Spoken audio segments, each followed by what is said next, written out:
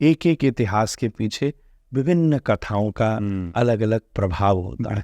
मूल बात तो यही थी, ब्रजवासी इंद्र पूजा कर रहे थे तो उन्होंने कहा जरूर करो, पर तुम्हारे सामने जो गिरिराज जी बैठे, अगर इनको रिजर्व नहीं करोगे, कंजर्व नहीं करोगे, तो कैसे आपका नेचर सेव हो सकता है।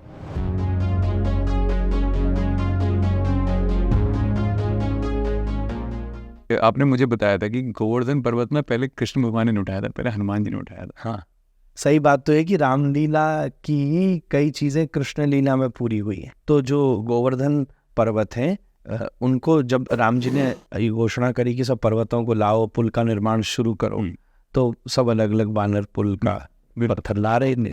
तब उस समय श्री गोवर्धन को हनुमान जी लेने गए, तो गोवर्धन ने हनुमान जी से बातचीत की और कहा मुझे क्यों ले जा रहे हो।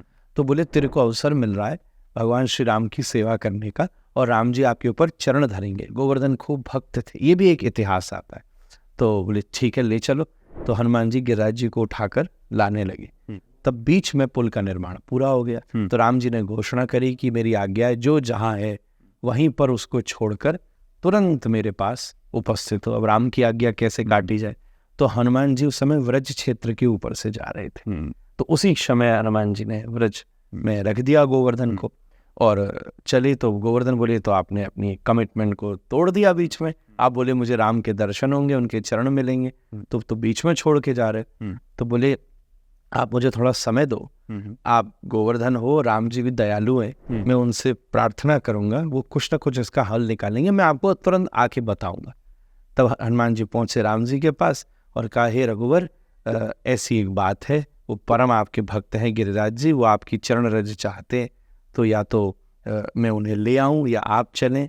तो भगवान ने मुस्कुराते हुए कहा कि उनसे कहो वो कुछ देर और प्रतीक्षा करें, अपनी और तपस्या करें और इंतजार करें और भजन करें, बल्कि एक बार नहीं, मैं तो उन पे अनेकों बार चरण धरने के लिए, और केवल ऊपर ही नहीं उनके नीचे भी आने के लिए, दाएं बाएं सब जगह घूमने के लिए कृष्ण लीला में मैं आ रहा हूं उन पर कृपा करने। तब हनुमान जी ने जाकर ये खबर दी और गिरिराज जी के आनंद की सीमा नहीं रही। तब श्री राम के उस वचन को भगवान श्री कृष्ण ने आकर सारी लीला गोवर्धन के ही तो तलहटी में करी। वहीं पर सारे, चाहे कोई गौचरण लीलाएं हो, चाहे कुंड की लीला, सारी लीलाएं गोवर्धन के उस तट पर हुई हैं।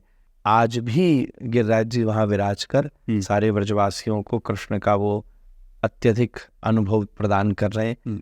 मूल बात इसमें दोनों श्री कृष्ण ने, राम जी ने, दोनों ने व्यक्ति को प्रकृति से जोड़ा है कि कैसे एक पर्वत का संरक्षण जरूरी है। मूल बात तो यही थी, ब्रजवासी इंद्र पूजा कर रहे थे तो उन्होंने कहा जरूर करो, पर तुम्हारे सामने जो गिरिराज जी बैठे, अगर इनको रिजर्व नहीं करोगे, कंजर्व नहीं करोगे, तो कैसे आपका नेचर सेव हो सकता है। एक एक इतिहास के पीछे विभिन्न कथाओं का अलग अलग प्रभाव होता है। बिल्कुल।